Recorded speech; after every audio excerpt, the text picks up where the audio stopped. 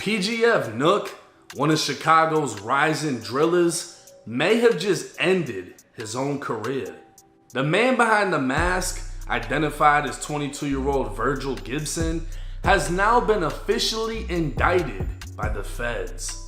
It's been 2 years since Nook dropped his hit song, gaining over 100 million views and instant stardom in his city.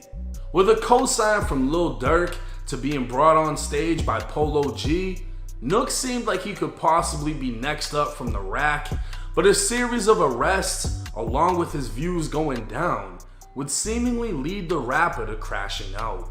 Back in August of 2023, Nook was arrested after a Glock with a switch was found on the floorboard of the car he was driving.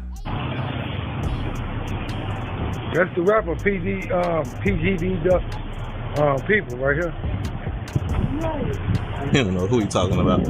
According to a Chicago news article, police stopped the vehicle because the plate on the car had been flagged for impound after previously eluding police, meaning Nook was caught riding in a getaway vehicle. According to the news report, the person riding passenger with Nook told police it was Nook's gun, and Nook told the police it belonged to the passenger. Obviously the gun belonged to one of them, but neither one of them wanted to take the charge, and according to the article, they told on each other to police. Nook would be arrested, later freed on pretrial release, and 8 months later, arrested for double carjacking plus kidnapping. On April 7, 2024, federal prosecutors alleged Nook carjacked 2 people within 30 minutes. The first attack was on the south side of Chicago at a gas station in the 5900 block of South Morgan Street in Inglewood.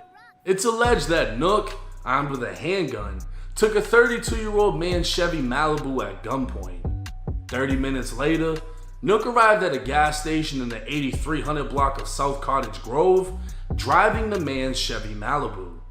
Nook allegedly got out of the stolen car, opened the door to another man's Kia Optima, and forced him into the passenger seat at gunpoint. The 35-year-old victim was forced to transfer money from his bank account, remove some of his clothes, and then get out of the car. Covert Chicago police later spotted the hijacked Kia in the 1600 block of West 55th Street, while PGF Nook was found hiding in the janitor's closet of a nearby phone store. He'd be found wearing the same clothes as the hijacker that would later be seen on surveillance video. Nook would be charged with 2 counts of vehicular hijacking with a firearm, armed aggravated kidnapping, and aggravated unlawful restraint. But the biggest blow would be when the feds announced the indictment. On Tuesday, July 16th, a federal grand jury indicted Nook on 2 counts of carjacking, 3 counts of brandishing a firearm during a crime of violence, and 1 count of robbery and kidnapping. The charges in the indictment carry a maximum sentence of life in federal prison.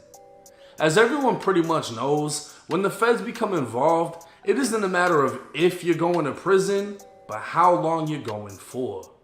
Let's not forget that at the time of the broad day carjackings, Nook was still on pretrial release for his state gun case when he was caught with a switch. At this time, he hasn't been federally charged with the switch, even though his charges would appear to state 3 counts of violent crime / drugs / machine guns. Within the indictment, it clarifies he has 3 counts of brandishing the weapon during a crime of violence. PGF Nook is currently being held in the Cook County Jail within the infamous Division 9.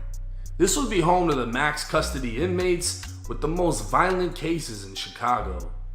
Nook's Instagram would be flooded with comments about him being a crash dummy and ruining whatever was left of his career.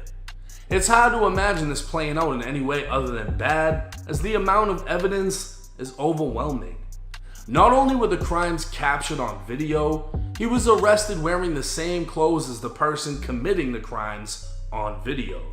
He was arrested nearby one of the stolen vehicles, and he had one of the victims wire him money to an account, possibly his own account, because if he's desperate enough to carjack in broad daylight, he might be dumb enough to send money to himself.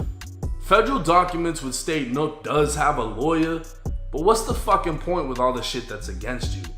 All she's doing is overseeing the plea deal he's about to take, because trial would end with a life sentence, and Nook really has nothing to bargain with, meaning whatever the feds offer him is most likely what he's gonna have to take. At 22 years young, it's likely Nook won't be seen again until he's well into his